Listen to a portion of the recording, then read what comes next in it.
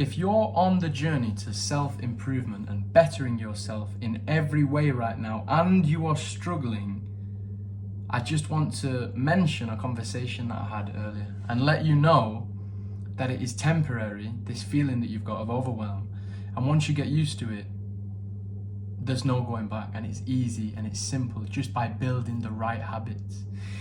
I was having a conversation with someone earlier and they were asking me about my weight loss journey and how I'd, lost 45 kilograms in, a year and a half. And they were saying to me how it must be difficult and how, how do I stick to it? How do I come off track? He's saying, make sure you don't fall off the wagon, etc., etc., etc. And I was talking to him and I was like, yeah, it was hard and it was difficult to begin with, but now it would be harder for me to stop. It would be harder for me to wake up tomorrow and go, no, I'm not doing that anymore. I can't do it any longer. It would be more difficult for me to stop than to keep going now. At the beginning, it was hard to change. It was difficult. It felt like a sacrifice. Now, it's hard to change back to the old way. The further you escape the old self, the more you improve, the more you get ahead, the more you go forward, the more difficult it is to stop and turn around. It's almost impossible. It's like I'm moving.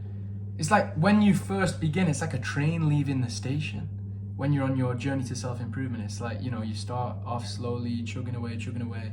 Next thing you know, you're full speed ahead. And if you wanted to stop and turn around and go back to the old way of living, you'll have to hit the brakes. It's a lot easier to just keep going. I was also having a conversation with my granddad about a week or two ago, a fortnight ago. And he was saying to me how he had an all or nothing attitude and he wished that he didn't have that. I also have an all or nothing attitude, but I am thankful that I do have that. It's about the way that you frame it. My granddad's justification for not wanting to have an all or nothing attitude is the fact that he is a smoker of 20 a day and he has been for many, many, many years. And he wishes he was the type of person that could quit smoking and just have the odd cigarette here and there without having one and just going back to smoking 20 a day straight away. Now he's framed it in his mind that having an all or nothing mentality is bad because it means that he can't smoke here and there. And if he was to pick one up, he'd be smoking like 20 a day again. My all or nothing mentality, I have framed it to be the most perfect thing about me, not the most perfect thing, but the best thing about me, the best thing that I've got, because I can choose where I put my focus on my all or nothing mentality. I can be all about the gym and nothing about eating shit. I can be all about reading and expanding my knowledge, and I can be nothing about binge watching Netflix series. I can be all about eating right. Oh, I've already said that one. You get the idea. My all or nothing attitude, to me, I have framed it in a way that it is a positive rather than a negative. Any trait that you have, see if you can reframe it to be a positive one rather than a negative one.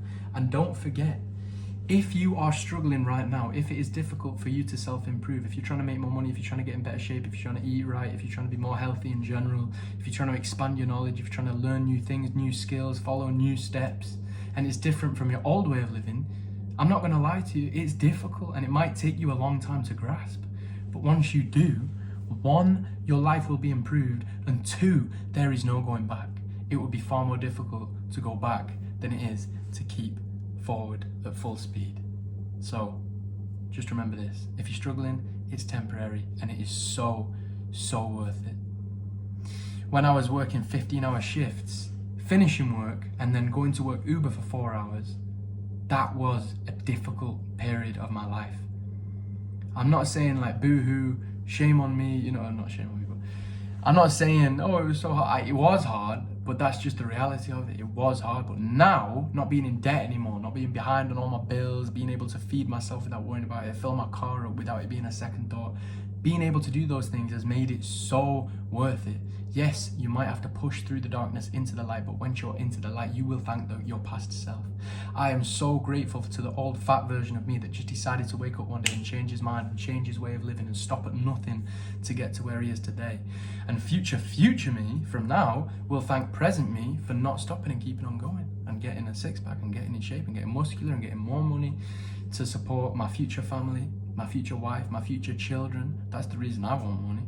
I want to support my family. I don't want them to ever worry about food going on the table. I don't want them to ever worry about shelter over their heads. I don't want them to ever worry about anything. These people don't even exist to me yet, and I still want to make it perfect for them. So with all that being said, my friends, I'll catch you all in the next video.